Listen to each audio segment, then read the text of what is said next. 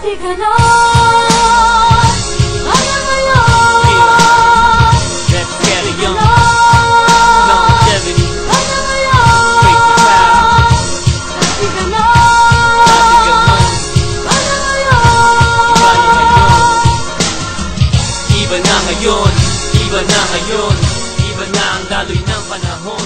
Noon I used to... Alright guys, welcome to the Noon at Ngayon Show!